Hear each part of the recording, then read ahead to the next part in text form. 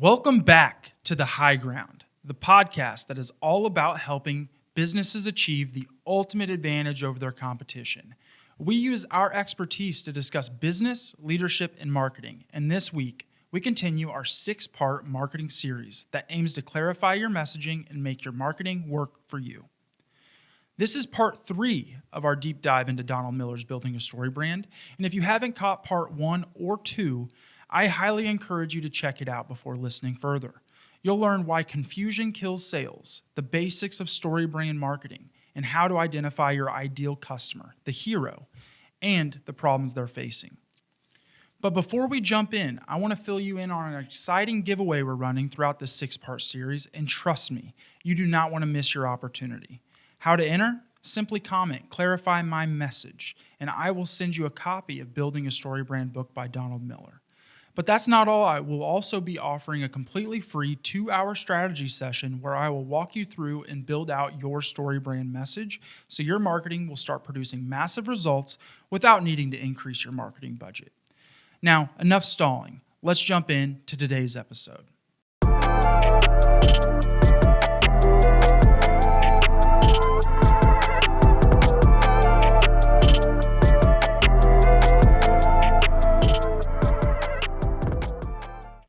In Donald Miller's Building a StoryBrand, Principle 3 states, customers aren't looking for another hero, they're looking for a guide.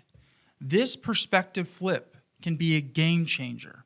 Most businesses are tempted to paint themselves as the hero. Look how great we are. Look at our awards, our expertise, and so on. But consider this fundamental truth. Everyone wakes up self-identifying as the hero of their own life story.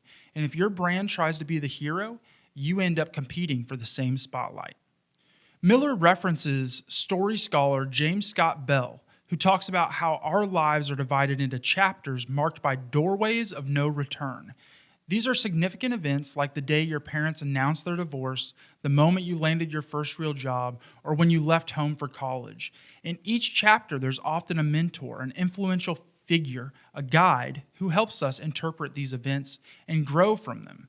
Maybe a teacher who believed in you, a boss who mentored you, or a friend who gave you the advice you really needed to hear. In narratives and in real life, these guides don't hog the spotlight. Instead, they use their empathy and authority to empower the hero or the person experiencing that doorway of no return to navigate these challenges. Translating this into our branding, we should aim to be the mentor or the guide, showing our customers how to triumph over whatever obstacles they face. Why this matters? Heroes are often uncertain and under-equipped. If your brand acts like the hero, you're sending the message, we're the ones struggling here. Customers are asking themselves, how are you helping me win the day? If your marketing or messaging suggests the story is all about your success, customers won't relate. Instead, they'll walk away. Guides are the ones who have the wisdom, confidence, and empathy to help heroes overcome their obstacles. That's where you come in. So if you're not the hero, what are you? You are the guide. And every great story has a guide. Luke Skywalker has Yoda, Frodo has Gandalf, and Katniss has Haymitch. These mentors have the 1-2 punch of empathy and authority. Empathy, you demonstrate that you understand the hero's feelings, fears, and frustrations. Customers subconsciously ask, do they get me? Are they seeing my struggles the same way I do? And then authority, you show you have the competence or the knowledge to guide the hero to success. This doesn't mean bragging. It means offering testimonials, statistics, and other content that illustrates competence. Just enough proof you know your stuff without going too heavy. Customers seeing your marketing will ask, can I respect the person or brand? Are they qualified to help me? Donald Miller writes, if a hero solves her own problem in a story, the audience will tune out. Why? because we intuitively know if she could solve her own problem, she wouldn't have gotten into trouble in the first place.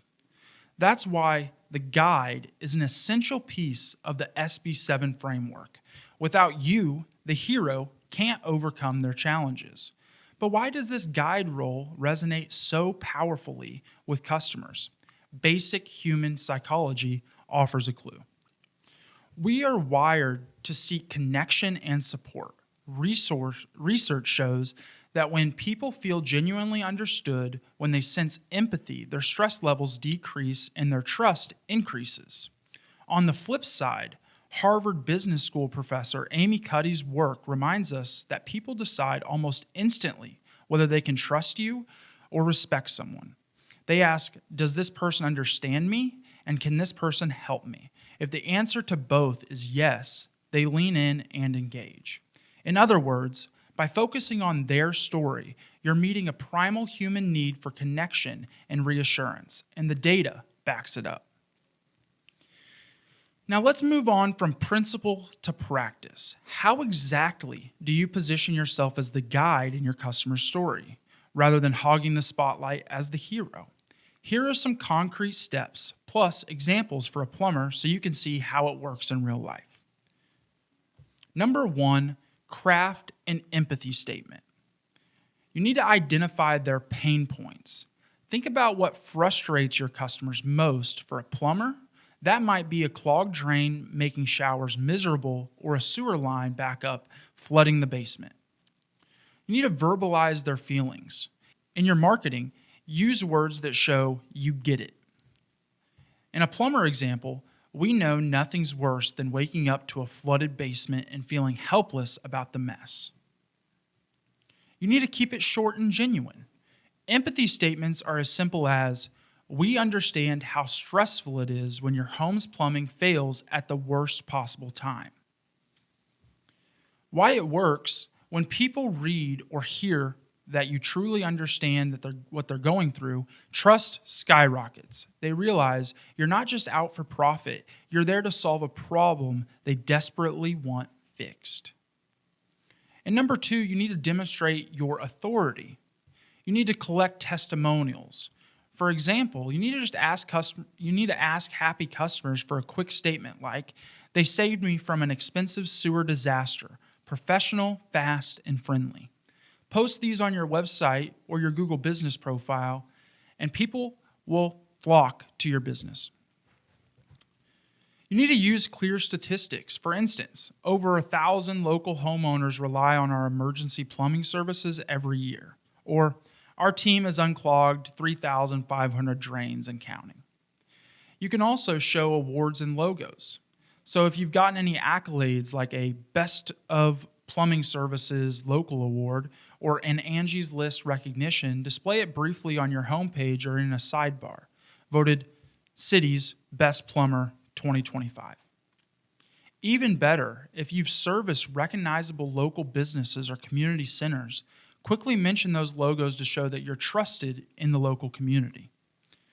Why that works is customers want to know you're capable and proven. Testimonials, stats, and awards let them check the trust box off without you coming off as boastful. And the third thing you need to do is you need to remove hero language.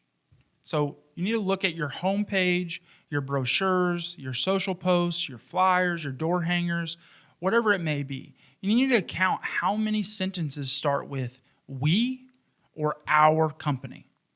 You need to rewrite these phrases to focus on customers' experiences and their goals. You need to flip that script. So instead of using our and we need to say, we have 20 years of experience fixing plumbing issues. You can say, you can enjoy peace of mind knowing your home's plumbing is in expert hands.